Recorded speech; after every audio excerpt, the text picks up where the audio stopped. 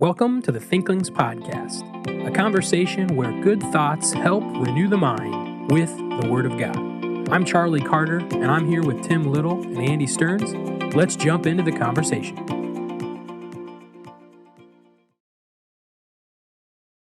Welcome to the Thinklings podcast. How are you guys doing tonight? Stupendous. Whoa. That's his rhyming word. You know what? Stupendous, Let's not- Horrendous horrendous. is bad, This stupendous is fake. good. You know what? We were just talking about Tim buying a new van, and I was just like, we got to record. And I was like, 3, 2, and he's still talking about vans. He doesn't want to drive over to Carroll to get a new van. I'm not getting one. I don't know what's going to happen. I hate buying vehicles. Vehicles are really the bane of everyone's existence. They really Hey, are. I hate snow. You hate vehicles. We all hate things. That's okay. My truck's fenders are all out of practice, let me just tell you. So, right in the theme of hate, Get it, Rusty? we're actually going to talk about love in He's not tonight's even episode. acknowledging. That was a good joke. He won't even acknowledge it. Rusty, didn't- out of practice. I Come on, didn't man. get it. That was really good. You had to explain it. Fenders out. So, in this episode, He's not even... I'm going to talk about C.S. Lewis's Four Loves, but Stupendous. we are something's happening tonight. I don't know what's going on. Must be something down in this basement that we're all sniffing in or something. I don't know.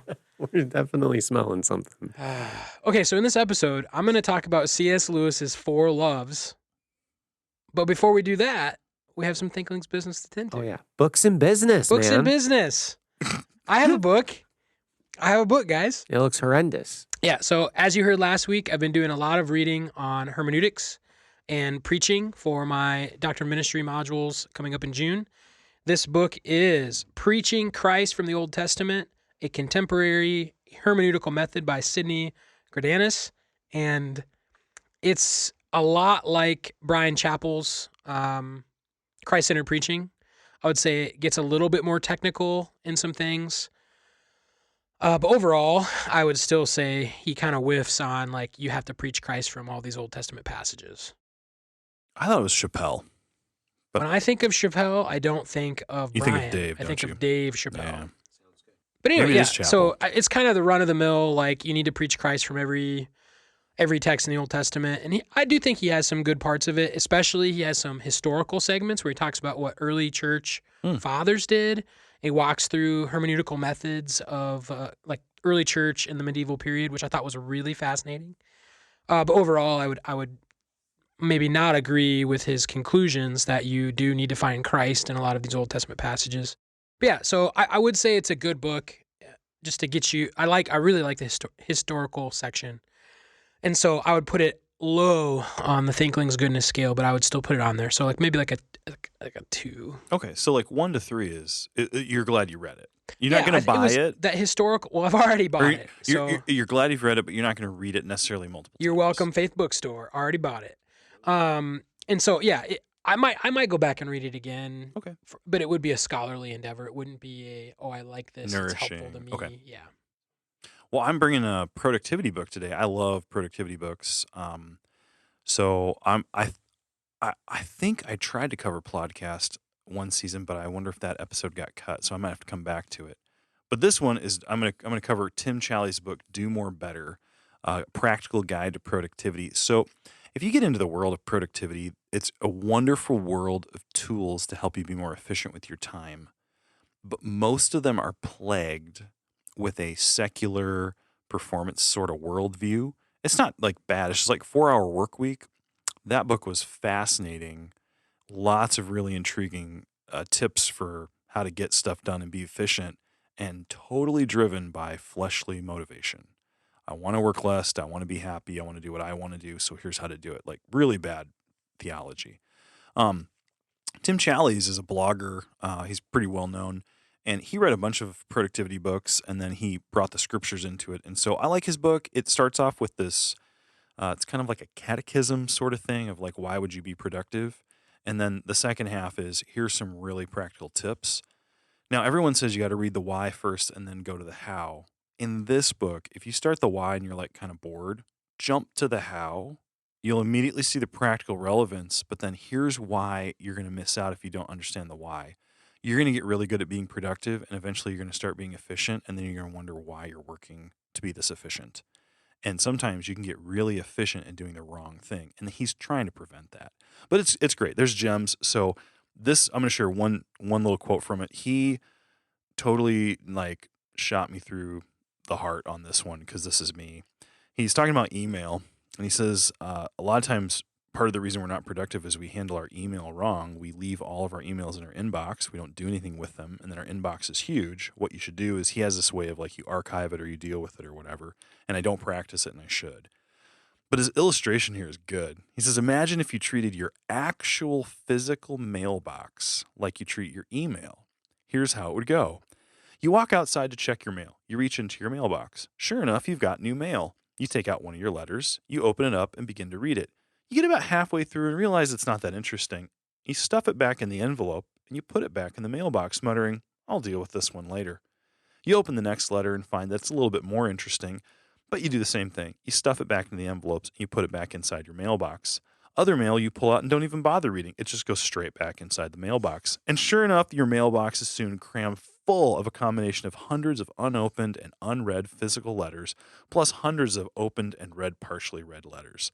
But it gets worse. You don't just use your mailbox to receive and hold letters, but you also track your calendar items. And he goes on.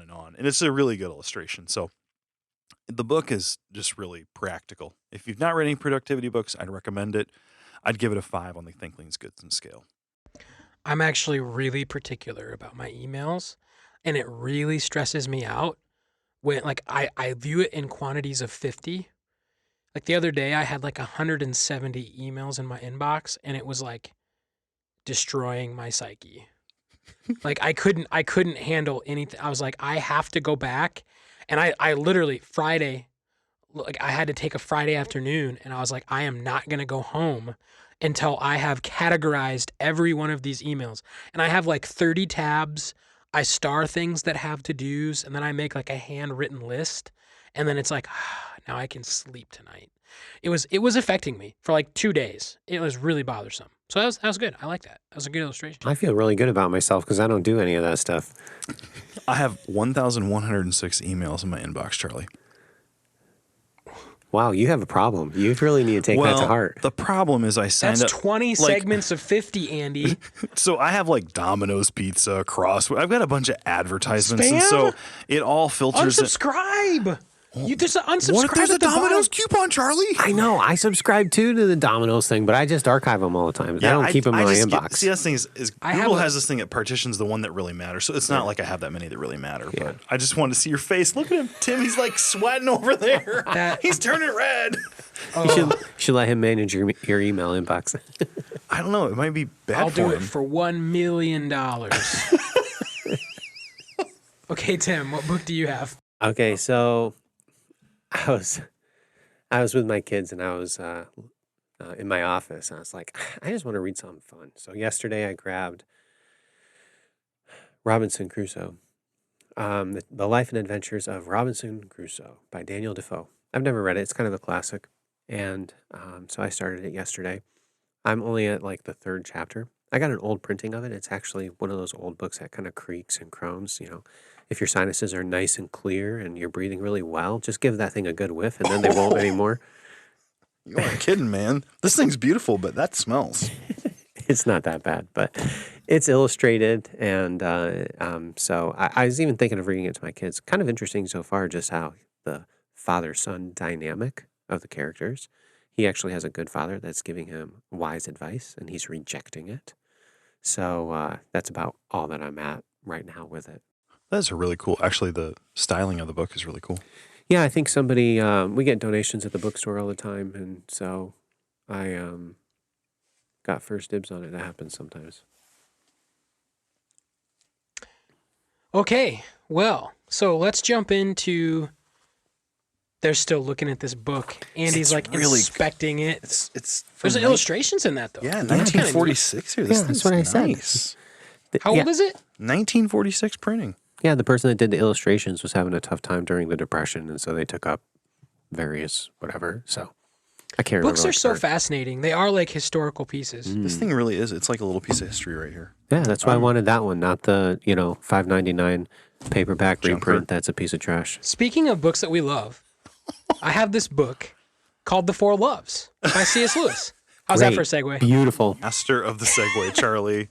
And I don't think we need any more memes. Well, I don't know. I'm always up for memes of you and a segue. So we've brought this, I believe we've brought this book up before on the podcast. And if you happen to own a Thinklings mug, the quote that is on the mug, which maybe I shouldn't broadcast this publicly, is actually from this book. No, it's okay. Why not? It's okay. It's such a good C.S. Lewis quote. Foundation, if you're listening to this, give me a phone call. So the quote on our mug is from the chapter in The Four Loves about friendship. It says, "The little knots of friends who turn their backs on the world are those who really transform it." And so really the foundation of what we're doing on our podcast is from a quote in this book. We love books, and we like to talk about books, and we like to write and read and think. And so we do that together. And that is a way that we're turning our backs on the world and hoping to produce something that is transformative. And we believe in this community, like what we have with one another. And we're trying to encourage you to create your own little group of friends. And that's the way that the world can be changed, as we center around one another and the Word and the Lord. And the abbreviations on the mug are CSL. And of course, that stands for C.S. Lewis. And my kids saw CSL, and they're like, "What's CSL?" I'm like, "Oh, Carter, Stearns, and Little." It was a wonderful day. It was really funny. But Wait, that's not what it's... Well, Isn't that what it actually is? It's a stop Okay, it. so let me get into the book here. So the quote that we were just mentioning is from the chapter on friendship. And what he does is he talks about 4 types of love. And he builds these types of love after the Greek terms. But in English, those 4 types of love are affection, friendship, eros, and charity. And so he's talking about types of love that you may experience or strive for in your life. And it's not an overly theological book. It's not like he's exegeting passages to get you to think about what the scriptures say about love, but he is very theological in his thinking, if I can distinguish the two from each other. And actually, the very first words in the book is where he's actually quoting 1 John chapter 4. And so page number 1 of the introduction, he just quotes, "God is love, says St. John." And what he goes on to describe is that he thought he could define and describe love to you purely from that one statement, God is love. And so from there, he's going to set out to give his whole treatise on love. And he actually, as you read through the introduction, he's like, well, it's kind of more complicated than that.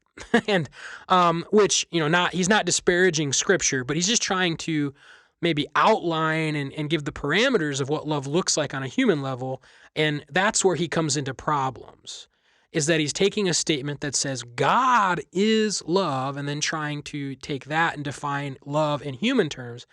And as he logically takes the ideas of love down the roads of thought, he's coming with some paradoxes and some kind of contradictions. And so he's just trying to talk about all of these things. And there was an idea in the introduction that kind of piqued my interest this past week that I want to talk about. And so to get there, let's just kind of outline his introduction.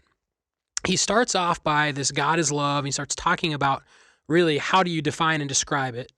And then he starts defining love in 2 ways. He calls one type of love gift love, where like you're loving someone by gifting something to them, not necessarily a material, but it's something where you're giving to the other person. That's a form of love. And then the second is a need love, where instead of giving something, you're actually going to receive. And his example of that, which he then ties to us and God, is like a child running to the arms of his mother. And how we are very much like that in our relationship with God is that we, in our love of God, it's not a gift love. We're not giving the infinite, all-powerful, perfect God anything in an expression of love. Our first real expression of love to God is, God, I have nothing, and I need you. So he starts off there. So there's a gift love and a need love. But then he draws another distinction, and he calls this like nearness of God by likeness and nearness of God by approach. And the idea here is if we're trying to emulate love, we want to be like God. but there's different ways of being like God. You can be near to God in likeness, and what he kind of talks about is like an image of God discussion. Like we were created, quote unquote, like him. We think, we feel, etc. And he's like, but you were given that, and you had no say in it. You could be like God in your image of God as a human, and you could be unthankful. So just to be like God in that created essence is not to be love like God is love, because that's just something that you were given. And actually all of creation bears in some way some resemblances of God. Even creation speaks of who he is, but it's inanimate. So like that's kind of one idea, is that you can have this nearness to God just by likeness, but you're really not participating in that. But what he exalts as the better option is the nearness of God by approach. And this is where you actually slowly and painfully draw nearer to God and I would say in sanctification. He does use the word sanctification in the introduction. And that's where he gets to this really interesting point in his introduction, talking about love. So he's kind of defined there's a difference between gift love, and there's a difference between need love, and there's a difference between being near to God and just being like him, and there's being near to God and approaching him, like drawing closer to God's character, which is love. And I would say that is what discipleship and sanctification really is becoming like Christ. And he says that's what the target is to be near him by approaching him, not just to be like him in essence, like in created essence. So then he starts talking about this, and I just want to read some things here. And there's kind of a lengthy, it's just this really janky paperback copy. It's pages 8 and 9 and a little bit of 10 is kind of where we are if you want to get this and read through it. I can't really read all of it, but here's one quote. He's talking about, so he's talked about those different distinctions of love, and now he's going to kind of bring up how love can become like an idol. And he says this, he's quoting a modern author of his time, and this is the quote: "Love ceases to be a demon only when it ceases to be a god." And he goes on, which of course can be restated in the form begins to be a demon the moment he begins to be a god. This balance seems to me an indispensable safeguard. If we ignore it, the truth that God is love may slyly come to mean for us the converse, that love is God. And so I think the idea that he's trying to zero in on is that in our pursuit of love, we can actually pursue some good things. We can love things that are right to love.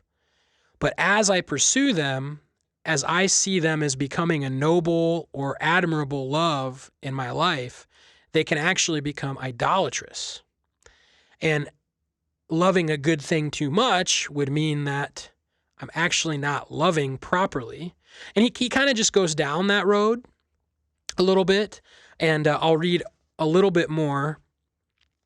And he's speaking of these types of loves that become like a god to us. He says, this is page 9, "Our loves do not make their claim to divinity until the claim becomes plausible. It does not become plausible until there is in them a real resemblance to God, to love himself. Let us here make no mistake. Our gift loves are really godlike. And among our gift loves, those are most godlike, which are most boundless and unwearied in giving. All the things the poets say about them are true: their joy, their energy, their patience, their readiness to forgive, their desire for the good or for the beloved. All this is real and all but adorable image of the divine life. And this is a real and all but adorable image of divine life." Getting caught up in my own words there. "In its presence, we are right to thank God, who has given such power to men. We may say quite truly and in an intelligible sense that those who love greatly are near to God. But of course, it is nearness by likeness. It will not of itself produce nearness of approach. The likeness has been given us. It has no necessary connection with that slow and painful approach which must be our own, though by no means our unaided task. Meanwhile, however, the likeness is a splendor. That is why we may mistake like for same. We may give our human loves the unconditional allegiance which we owe only to God. Then they become gods. then they become demons. Then they will destroy us and also destroy themselves. For natural loves that are allowed to become gods do not remain loves. They are still called so, but can become, in fact, complicated forms of hatred. That's complex. And so here's what I think he's saying. I'm gonna definitely read in my own sanctification theology to this, which, if it was the Bible, authorial intent would mean much more to me. But Yeah, it's Lewis. It's Lewis. So I think, and this is something that's true in your own walk of sanctification. Horrendous. I predict a Philistine comment coming our way from my friend in Georgia, Charlie. Bring it on, baby. Bring it on. So here's what I think that what is important here is that you can actually love something that is right to love. But the moment that you love it more than you're supposed to, rather than being a way that you're imitating God, it becomes a way that you're being driven away from God. So we should have properly ordered loves. Yeah, and I would even say, but the problem with properly ordered affections is they don't just happen on their own. You have to be keenly aware of the things that you're loving. And I would say that awareness, which he actually uses the term awareness multiple times in that introduction, that awareness of my own desires within me is a key first step in sanctification. You don't just wake up and it happens. You have to actually be aware of what you're feeling and what you're thinking, and beneath what you're thinking and beneath what you're feeling or your attitude, your emotion, is actually a desire. And if you can't discern the loves that are really driving you, eventually those loves can actually drive you farther away from God, not closer to him. And that's actually our natural bent as sinful humans, is not to just naturally draw closer to God. It's actually to draw farther away and make gods out of things, worship things that are not meant to be worshiped. So, I don't know. That was kind of my interpretation of that. What do you think? Well, actually, so I was trying to unpack that because that's a dense paragraph right there. Meaty. It is meaty. That's like, digging apart the ribs as you're, going through the baby back ribs there or something where you got to eat it more than just Jello. But, yeah, that was a bad metaphor, but whatever. It reminds me of his essay, First Things. So he has an essay where he talks about there's first things and second things. And a lot of times you need to keep the first things first, because when you aim at a second thing, you lose both the second thing and the first thing. And That's good. He's riffing off of seek ye first the kingdom of God, and all these things will be added unto you. And his point is, a lot of times we think we seek after all these things and we don't get them, because the only way to get them is to seek after God, and then God supplies them to us. And so he's saying, unless you seek the first thing first, you lose both the first and the second thing. And it almost sounds like he's saying that with love right here. There are ways we can rightly love things that's okay, but when we love those things more than we ought to, they then become something that's not just okay, not okay anymore. It becomes like a thing that actually actively pulls us away from God. Is this just talking about idolatry? Yeah. Is this essentially what he's talking about? I think so. Well, and I think that's what's so tricky about it, is because you think about the things he mentions, the 4 types of loves. Who would look at friendship and call it bad? But can you love a friend too much where it actually becomes harmful to you? And I tried to frame this in the life of a college student. And what are the things that as a college student are really, really good? But if they become too much for you, become idolatrous, they'll actually consume you. What are those things? As a teacher, I'm going to say grades. Grades, homework.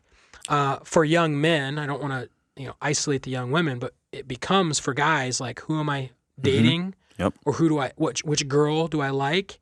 And then for guys, it also becomes who are my friends and what do they think of me? Mm-hmm. And in those, is it wrong for a guy to want to be married?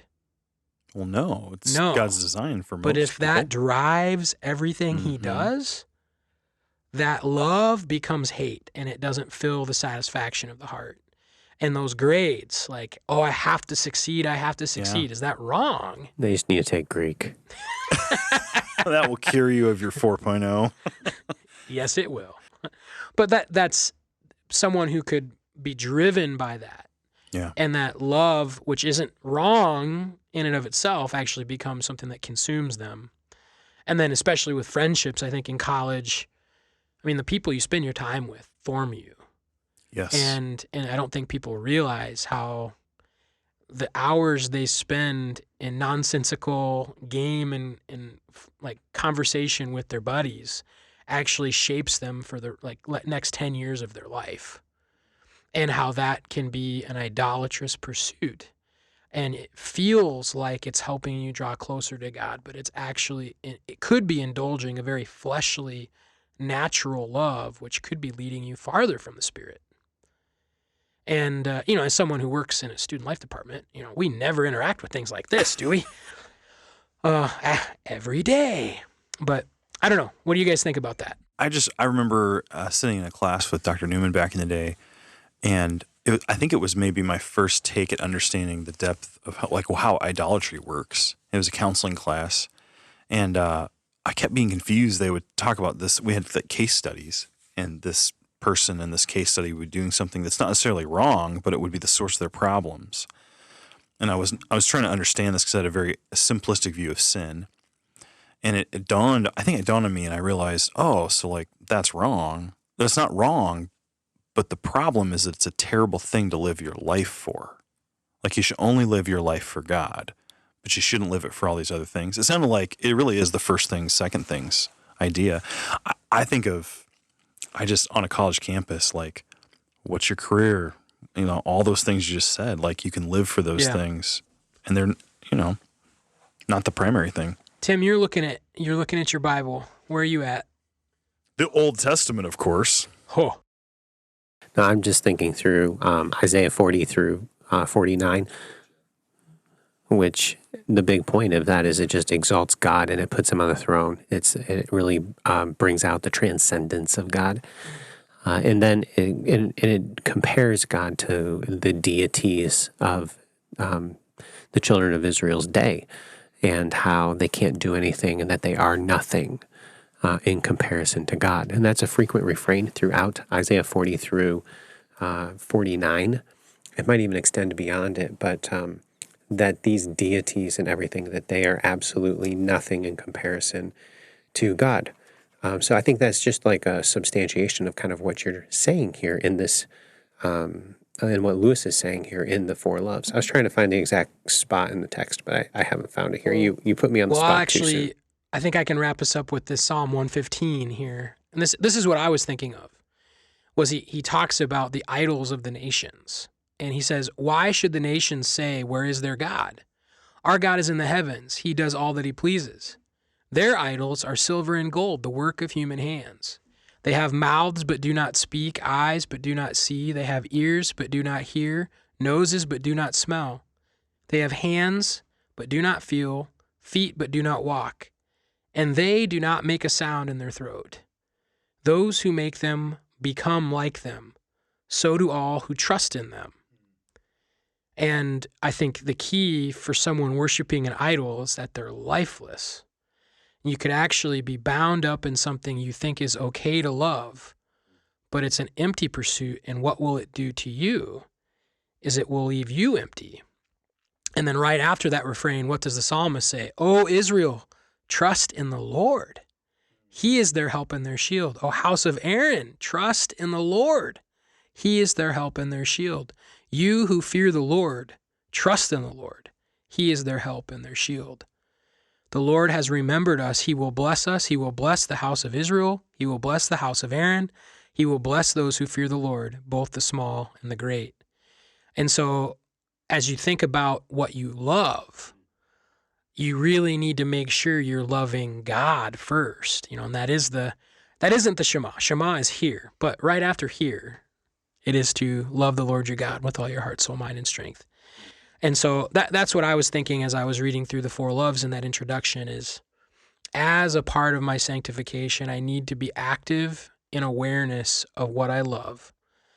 And if I'm loving something that is okay to love, but I'm loving it too much, that's still something I need to turn away from. Thank you for listening to this episode of the Thinklings podcast. We would love to hear from you. If you have any feedback, suggestions, or potential topics that you'd like us to discuss, you can contact us through our email, thinklingspodcast@gmail.com. Remember, don't let this conversation end with this podcast. Read good books, talk about them with your friends, and always continue to cultivate your mind. See you next time on the Thinklings podcast.